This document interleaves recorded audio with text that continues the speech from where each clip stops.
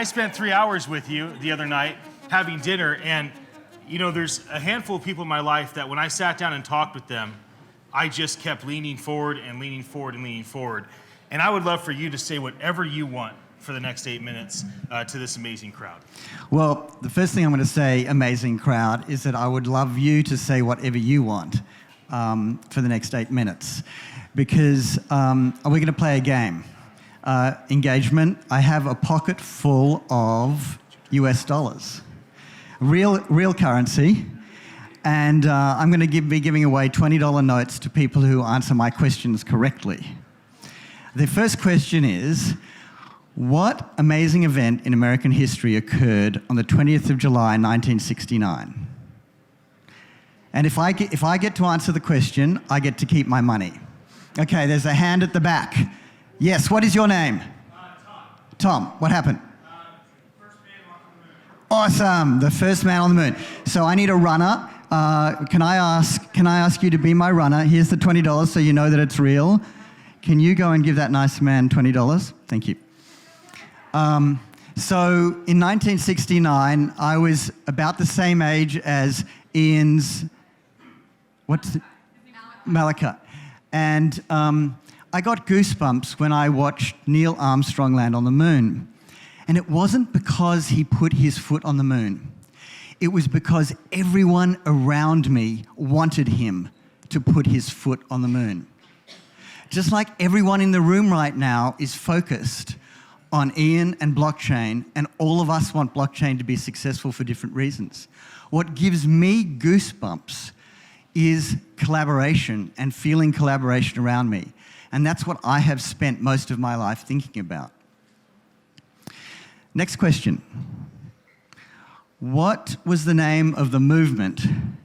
And I was there in Times Square in 2011 that said, "We are the 99%. Oh, okay. So we got two people. You're going to split it 10 each? Okay, go for it.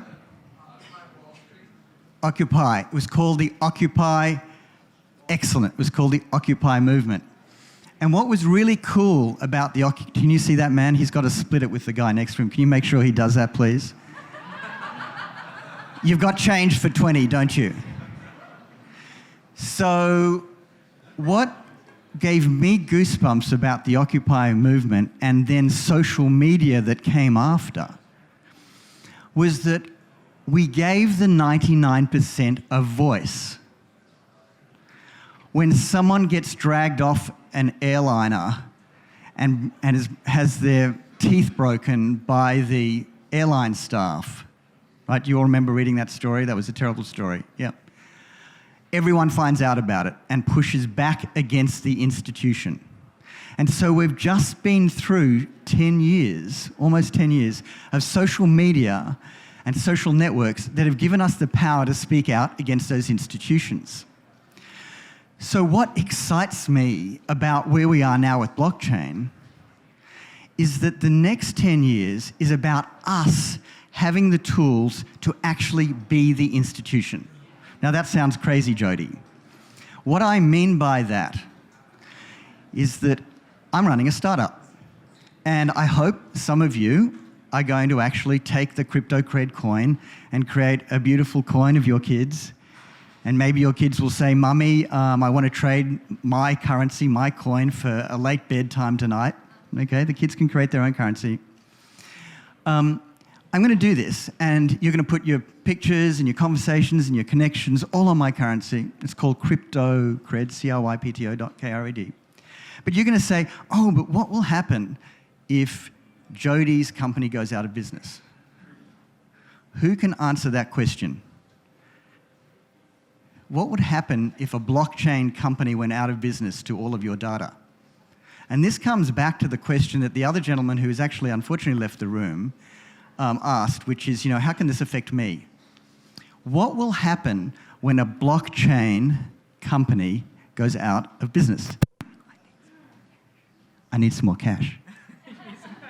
He's my banker, by the way. I forgot to bring my wallet, just a little thing. Okay, he's not even a VC. Where's the VC? I quite like spending VC money instead of my friend's money. Where's that VC gone? Yeah, actually, I'll give you a free ad for that. What's the name of your payment company? Paystan. He's a really nice man. I just met him tonight and he's lending me money. Okay, so what happens when a blockchain company goes out of business? What happens to your data? Anyone? Come on, guys. Nothing. Why does nothing happen? It's distributed. It's everywhere and nowhere. It's on 50,000 servers. And so what blockchain is going to do for me as a startup, and every one of you who wants to create a startup, it's going to give you persistence. It's going to give you the sort of authority that institutions have. The reason I put my money in Citibank is because they have authority, they have persistence. I believe they will be around for a long time. The reason I will give my data to a blockchain company is because whether they stay in business or not, I know that the things that I've shared with them are actually going to be safe. And that's really awesome. And so that actually comes back to the last thing that I wanted to talk to you guys about, which is my life's work, and that's about collaboration. And that's about, as humans, I think we are 50% selfish and 50% generous. We've all seen that in our kids, in our friends, in our parents. And I think we need tools to make us, or to help us grow in that generous side. But what's really interesting is that very often it's the selfish part of us. It's the currency that sometimes makes us more generous. And I think that we've seen currencies create communities. We've seen communities now have the ability to create their own currencies.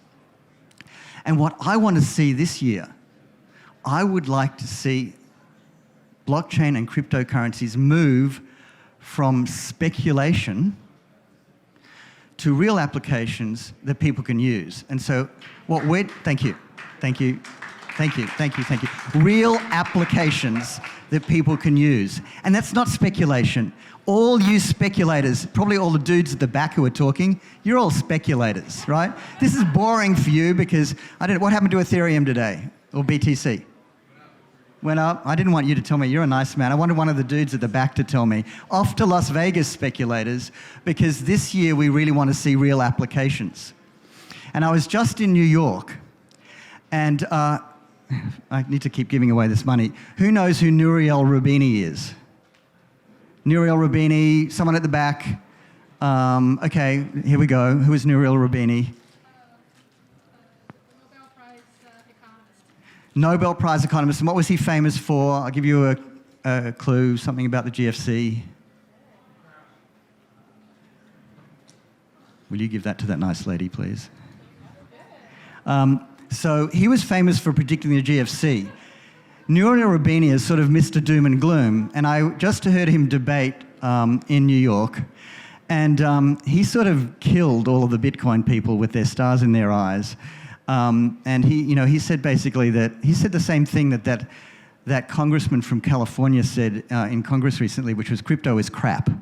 Yes, your congressman said crypto is crap this year, which was amazing. We should all get in the bus and go and visit him. He's from Orange County.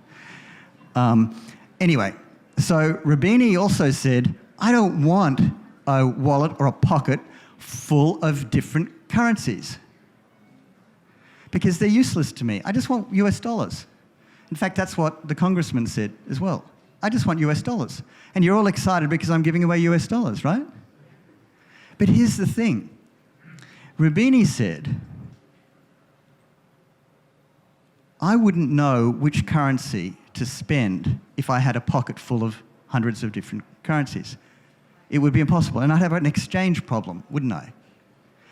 But this dude, Roubini, Mr. Roubini, wherever you are, I hope you're listening, you forgot that we all have smartphones.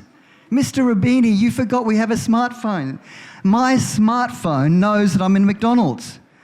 My smartphone knows that I have 100 McDonald's, as an example, currency in my wallet, right? My smartphone knows that I have a currency in my wallet that if I give mummy and daddy, they will let me stay up tonight. So I have a smart wallet, and my smart wallet will go, ooh, I'm in McDonald's, and if I spend $1, I'll get a hamburger, but if I spend 50 cents worth of McDonald currency, I'll actually get a better deal.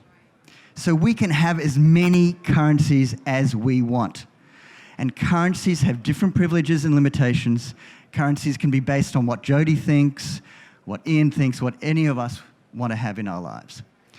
I can talk for ages and ages. I'm pretty sure I've gone over time. You are really great. And you know what? He didn't tell me that he was going to not ask me questions. So you were awesome. Thank you very much.